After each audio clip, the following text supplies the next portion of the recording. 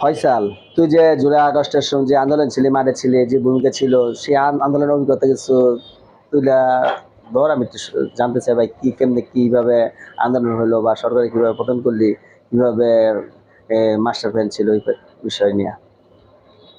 আচ্ছা, জুলাই আন্দোলনে master plan তো আমরা করি নাই, আমরা জাস্ট রাজপথে থেকে আন্দোলনটারে চাঙা রাখছি। আমি আমার অভিজ্ঞতা বলতে গেলে আমি জুলাই আন্দোলনের সাথে 19 জুলাই থেকে সম্পৃক্ত ছিলাম। 19 জুলাইয়ে আমরা তখন শুক্রবার ছিল। তো আমাদের যে হোয়াটসঅ্যাপ জাহিদ ভাই আমাদের বললো যে ফয়সাল ভাই চলেন আজকে আন্দোলনে অংশগ্রহণ করি।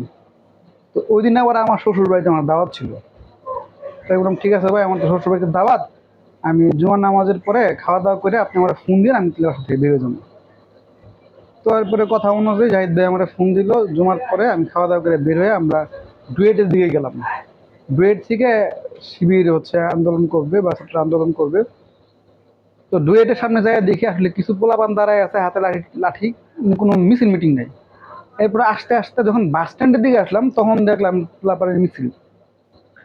বাস স্ট্যান্ডে ঢুকতে ঢুকতে আমরা গন্ধ পাইলাম যে হচ্ছে এই টিয়ার সেলে গন্ধটা পাইলাম আমরা। এরপরে প্রচন্ড গোলাগুলি, তখন 3টা বাজে, মানে প্রচন্ড গোলাগুলি বলতে প্রচন্ড গোলাগুলি। আহ, আমরা একসময় রাস্তায় নামি, পুলিশ আমাদের এই শিববাড়ি থেকে গুলি করতে করতে করতে বাস স্ট্যান্ডের দিকে আসে, একদম নিয়ামত সড়ক পর্যন্ত যায় গুলি, টিয়ার সেল আর সাউন্ড গ্রেনেড। আমরা তখন আবার ইয়া করি, গলিগুলোর ভিতর ঢুকে যায়। ওই দিন আবার বিএনপির অফিসে, জেলা অফিসে বিএনপির একটা প্রোগ্রাম ছিল। আওয়ামী লীগ ওই দিন বিএনপির অফিসে অ্যাটাক করে। বিএনপি ওলারা মানে প্রোগ্রাম করতে না পাইরা, ওরাও বিএনপির ভাইয়েরা ওরা চট্টগ্রাম হইয়া কেউ আমাদের সাথে আসা অ্যাড হয়েছে, আর কেউ পালাই গেছে, বাসায় চলে গেছে। তো গাজীপুরের ইতিহাসে, বিশেষ করে শিববাড়ির ইতিহাসে, শিববাড়িতে এর আগে কখনোই এত মেসিভ গোলাগুলি হয় নাই। ওই দিন প্রায় 5,000 রাউন্ড, মানে রাবার বুলেট, তাজা গুলি, ছড়া গুলি, 5,000 রাউন্ড গুলি করছে পুলিশ। তবে ওই দিন শিববাড়িতে কোনো ছাত্রলীগ যুবলীগ ছিল না। তো এটা তো গেল হচ্ছে ওই দিনের ঘটনা। ওই দিনের একটা ঘটনা আমি তো বলি, ওই দিন কিন্তু ইন্টারনেট বন্ধ করে দেয়। তো আমরা ওই যে শিববাড়িতে যে বাইতুল্লুর মসজিদটা, যে গলিটা, এখন বর্তমানে আমাদের অফিসের যে গলিটা, ওই গলির ভিতরে আমরা অবস্থান করতেছি। মানে পুরা গলি টিয়ার সেলের ধোঁয়ায় অন্ধকারাচ্ছন্ন হয়ে আছে। তারপরে হচ্ছে মানে দাঁড়ানো যাচ্ছে না, চোখ টোক জ্বলতেছে। কয়েকটা বিষয় আমার কাছে ওদিন, আমার কাছে মনে হয়েছে যে না, এই বিষয়গুলো পজিটিভ বিষয়। দুই পাশে যে বিল্ডিংগুলো ছিল, এই বিল্ডিং থেকে কেউ স্যালাইন ফেলাচ্ছে, কেউ ফ্রিজ থেকে ঠান্ডা পানির বোতল ফেলাইতেছে, কেউ বিস্কুট ফেলাইতেছে, ইভেন টাকাও ফেলাইছে, ভাই তোমরা কিছু কিনা খাও। মানে মানুষের আবেগটা এরকম ছিল। এর মধ্যে একটা ঘটনা, একজন বয়স্ক মহিলা, মানে মহিলাটার বয়স আমাদের মাদের সমান বয়স আর কি। তো উনি একদম টিয়ার সেলের ধোঁয়ায় ক্লান্ত হয়ে একদম মানে সেন্সলেস হয়ে যাবে অবস্থায়। তখন আমি সহ আর 2 জনের ধরে নিয়ে এসে আগুনের পাশে বসাইলাম। বললাম যে তাহলে আপনি তো আগুনের পাশে বসে একটু শ্বাস নেন, আপনার একটু ভালো লাগবে। উনি একটু যখন স্বস্তি রইল, তখন আমি ওনারা জিজ্ঞেস করলাম যে খালাম্মা আপনার বাসা করে, আপনার বাসায় দিয়ে আসি। বলে না আমার বাসা এখানেই, আমি আমার ছেলেটা এখানে আছে। তা আমি ওনারা বললাম যে খালাম্মা তাহলে এক কাজ করি, আপনার ছেলেটা ডাক দিয়ে আপনারা নিয়ে বাসায় চলে যান। বলে না না বাবা থাকবো, থাক, ওরা ডাকার দরকার নেই। তো আমি গেলাম, খালাম্মা কেন? বলছে কি বলো বাবা, কত মানুষের ছেলে তো মারা যাচ্ছে, আমার ছেলে তো বাঁচা আছে। এই যে ওনার এই কথাটা আমার এত বেশি মানে আশা দিচ্ছে আমারে, এত বেশি আমি ওনার কথাটাই মানে আহ, আশা পাইছি যে আমার কাছে মনে হচ্ছে না, এই মায়েরা যতদিন আছে, এই মায়েরা যে জায়গা করছে, আল্লাহ তালা সাহায্য না এটা পারি না, আল্লাহ সাহায্য আসবে না। ওই দিন আমি বুঝছি হাসিনার সময় শেষ।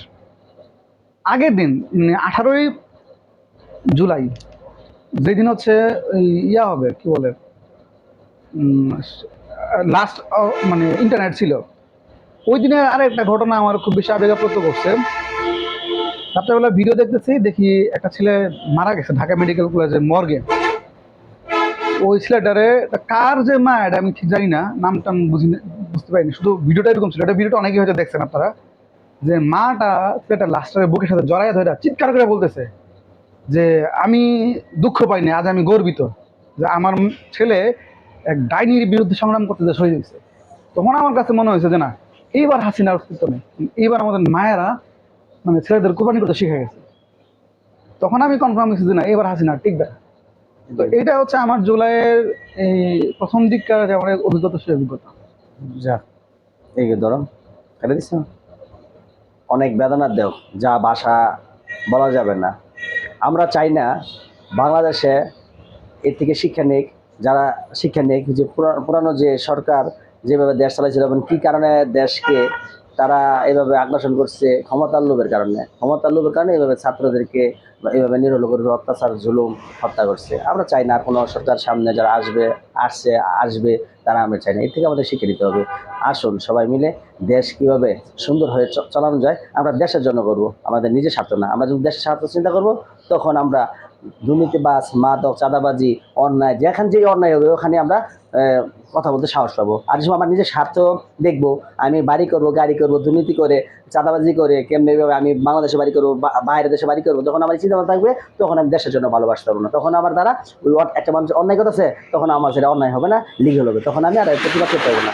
এই জন্য সকলকে জানাবো, আসুন আমরা সুন্দর একটা দেশ চাই, সুন্দর একটা বাংলাদেশ চাই, সুন্দর একটা এই এই তুলে ধরি বাংলাদেশকে, যে বাংলাদেশটা অনেক একটা সুন্দর। ধন্যবাদ সকলকে।